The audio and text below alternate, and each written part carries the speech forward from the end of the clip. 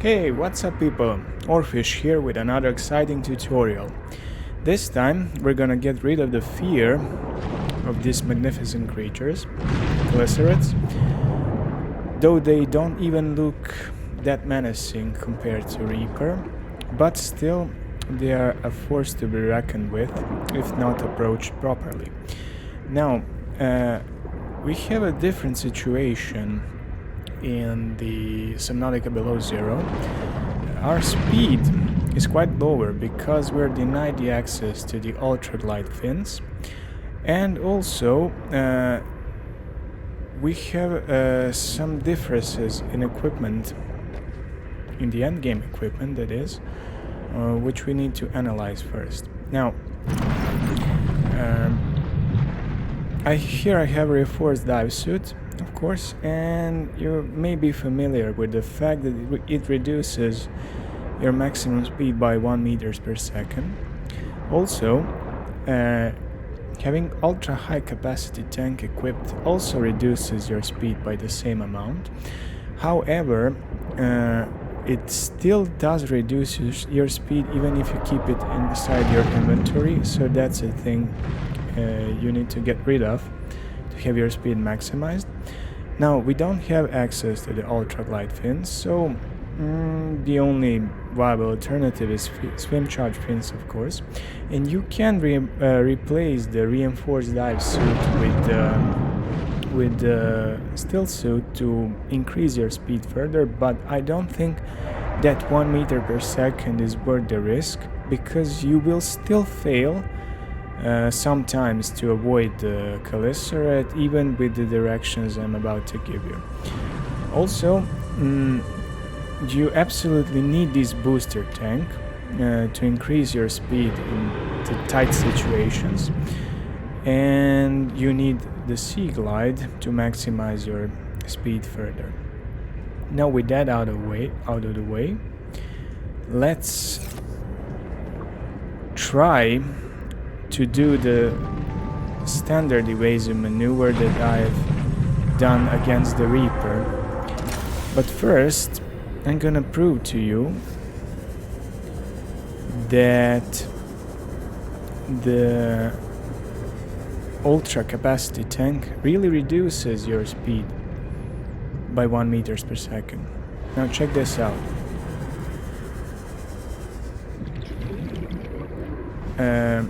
My current velocity is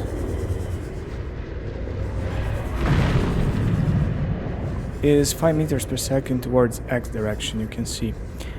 If I drop this, it now increases to 6. So it really does reduce your maximum speed, even if you carry it inside your inventory. Now, you may not be familiar with the booster tank. By holding shift, you can further increase your swim speed by additional 2 meters per second, which is absolutely critical when attempting to avoid creatures as fast as this Chelicerate.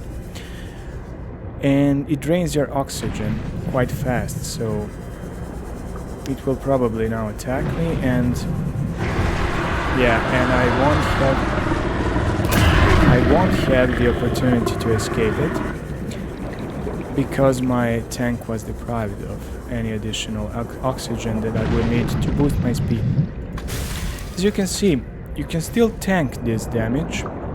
It is, I think, 40% when you have the reinforced dive suit, and it is quite unthreatening because you can survive 3 attacks, I think, before dying.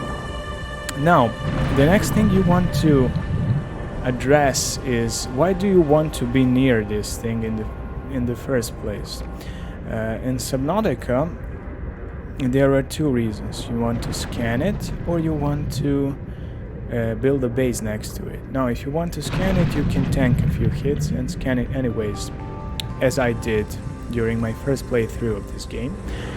However, if you want to build a base near it, you have some obstacles. You need to do it much more often, yeah. So, if you tried to do that in Subnautica, you could either place your sea moth near your construction site, and the Reaper would attack, of course, the sea moth, even if though you're not inside it and it's not moving, and it would destroy it the first opportunity it gets. So you needed to place your Cyclops next to your construction site and to make it serve you as your material storage. However, here you don't need to worry about such things, because your Seatruck, even though it has less storage than Cyclops, acts as a Cyclops, and you can run inside it and the Chelicerate will stop attacking you. So it is the easiest way to avoid this creature when you're building a base next to it. I will demonstrate that right now.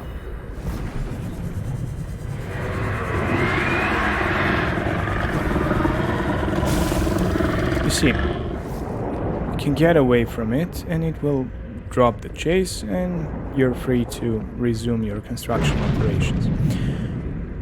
Now, if you want to do it hardcore way to avoid it, you need some guides, because you can do the same thing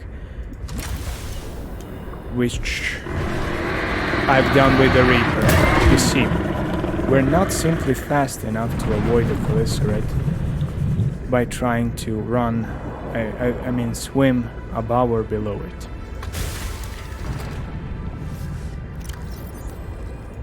First, I'm gonna give you some graphical instructions, so let's see them. So, the evasive maneuver against the Reaper is quite easy to perform. You can either swim above or below it to avoid the attack, and you have plenty of time to turn around and to choose another direction towards which you can run. If you try to do the same thing with a Chelicerate, you will most likely fail, because it is considerably faster than Reaper and the margin for error is much smaller. Chelicerate's turn speed is still limited, however, and you can take advantage of that. You as a player have an unlimited turn speed. You need to wait for the very last moment before you start running, and you need to choose a direction that is perpendicular to the one from which the Chelicerate is approaching. Notice how you have the very limited time to turn back and to assess the situation before choosing the next direction. And now, with that out of the way, let's try to employ this new tactic against the Chelicerate.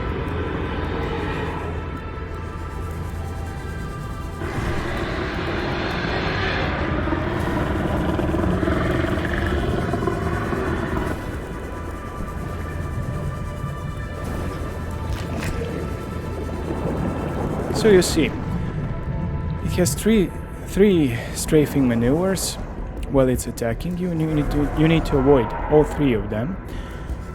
In all three instances, I've chosen the perpendicular direction to run away from it, and I've deprived some oxygen, so I'm going to replenish it and then attempt this maneuver again.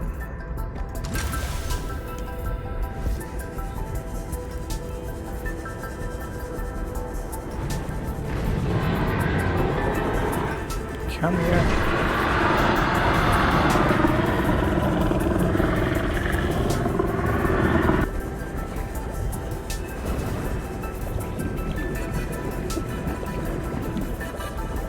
As you can see, after 3 strafing maneuvers, you're free to go.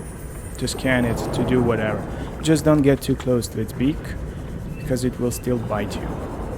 So now you can freely enjoy the company of these creatures, and you can build a base next to them and do whatever you think 30 seconds of oxygen is remaining. appropriate.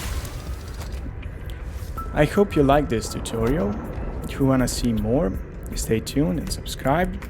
Hit that like button down below, and I'll see you guys in my next video.